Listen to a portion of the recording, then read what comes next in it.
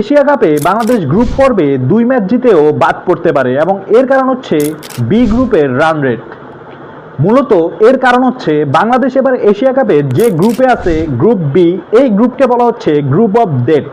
এই গ্রুপে বাংলাদেশ, শ্রীলঙ্কা এবং আফগানিস্তানের পাশাপাশি আছে হংকং। মূলত মেইন সমস্যাটাই হংকংকে নিয়েই। একটা জিনিস ক্লিয়ার, হংকং কিন্তু আফগানিস্তান, বাংলাদেশ অথবা শ্রীলঙ্কার সাথে হারতে যাচ্ছে। ইতিমধ্যেই আফগানিস্তান এবং বাংলাদেশের সাথে কিন্তু হংকং হেরে গেছে, শ্রীলঙ্কার সাথেও হারবে অনেকটাই নিশ্চিত। এই একটা কারণেই বাকি 3টা দলেরই সুযোগ আছে 2টো করে ম্যাচ জিতার। সেই ক্ষেত্রে রান রেটটা কিন্তু এখানে অনেক বড় একটা ফ্যাক্ট করবে পরবর্তী রাউন্ডে কোন 2টা দল যাবে। এই ক্ষেত্রে আপনি যদি খেয়াল করেন, বাংলাদেশ যদি 2টো ম্যাচ জিতে, আফগানিস্তানও যদি 2টো ম্যাচ জিতে, শ্রীলঙ্কাও যদি 2টো ম্যাচ জিতে, সেই ক্ষেত্রে আফগানিস্তান যেহেতু প্রথম ম্যাচে হংকংকে একটি বড় ব্যবধানে হারিয়েছে, 3টা দলের মধ্যে যদি এই পরিস্থিতি সৃষ্টি হয়, আফগানিস্তান যাবে এটা অনেকটুকুই কনফার্ম, কারণ তারা রান রেটটা অনেকটুকুই এগিয়ে নিয়েছে।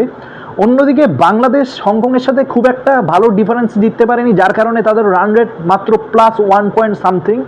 সেই ক্ষেত্রে শ্রীলঙ্কা যদি হংকংকে একটি বড় ব্যবধানে হারায় এবং তারাও যদি 2টা ম্যাচ জিতে, বাংলাদেশের কিন্তু সেই ক্ষেত্রে গ্রুপ পর্ব থেকেই বিদায় নিতে হবে।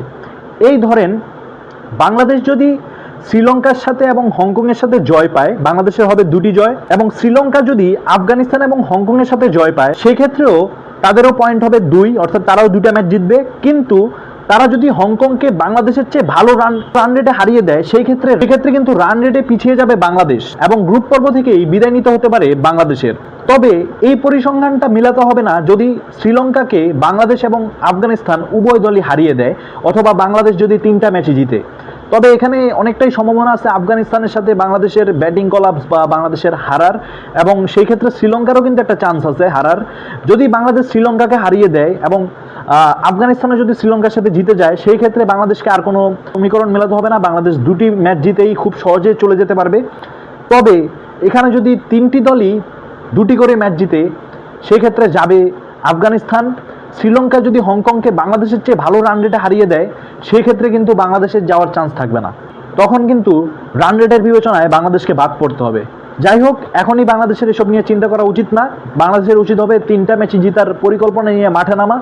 তো গাইস, এই নিয়ে আপনার মতামত কি নিশ্চয়ই জানাবেন কমেন্ট বক্সে। ধন্যবাদ।